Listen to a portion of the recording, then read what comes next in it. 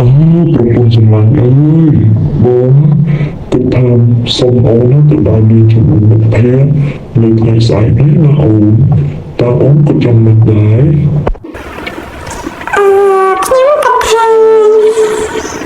បងមិនមកទៅដូចជាមិនស្រួលខ្លួនយ៉ាងណាទេមកតាមមកបងអត់ស្លេមិនគួរទុកចិត្តសោះតើបងពីនេះទេថាបងទៅមិនមានបញ្ហាសម្រាប់សុខភាពព្រោះបងមើលទៅដូចជាមនុស្សឈឺអញ្ចឹងមានឆាប់បញ្ចាក់លើមកខ្លួនឯងអត់ណាខ្ញុំមិនទេបងនេះបងខ្ញុំគ្រាន់តែប្រាប់បងទេណាបើបងចង់ដើរលេងក៏ដើរទៅប្រពន្ធមិនខានទេប៉ុន្តែក៏តែគិតមើលខ្លួនឯងថាខ្លួនឯងថ្ងៃនេះឥឡូវនេះវាយ៉ាងណា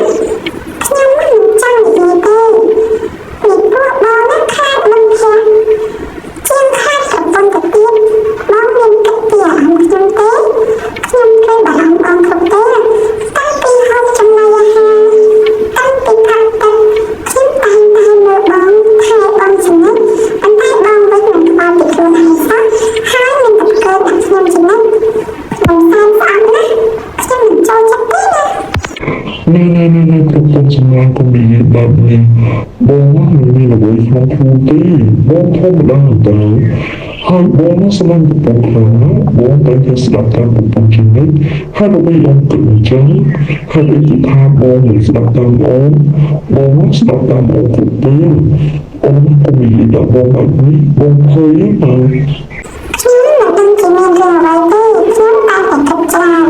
ហើយខ្ញុំលើកទៅនិយាយថាខ្ញុំនេះជាប្រពន្ធមិនបានការខ្ញុំប្រាប់ណា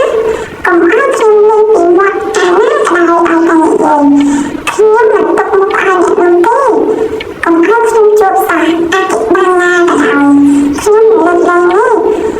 បើវាខាងណាវាមកថាប្រពន្ធវាល្អទៅមិនបាច់ចេះតាំងក្រុមគ្រួសារទេខ្ញុំស្អាត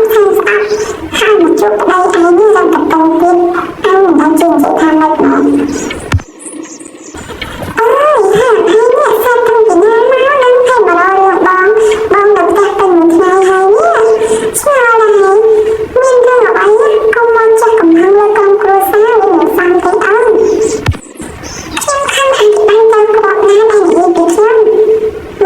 បងមានខ្លួនដែរមែនហើយខ្ញុំក៏មិនថាឲ្យបងដែរគឺខ្ញុំខំតែត្រូវក្បត់នឹងអ្នកនិយាយកុំឲ្យខ្ញុំដឹងកុំឲ្យខ្ញុំលឺកុំឲ្យខ្ញុំជួបខ្ញុំចាក់ហេតុមកចាក់ហេតុមកដល់ទៅមកប្រាប់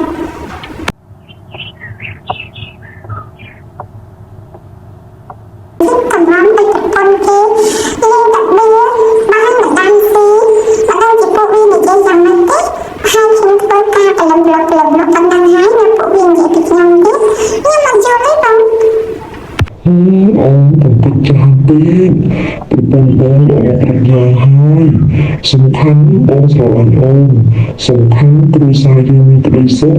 ហើយអូនមកចេះកំហឹងលើគ្រួសារបែបនេះមិនល្អទេណាអូនបងស្រឡាញ់អូនព្រមអូនចេះគ្រប់គ្រងគ្រួសារតែថ្ងៃនេះអូនចេះកំហឹងសាហាវណា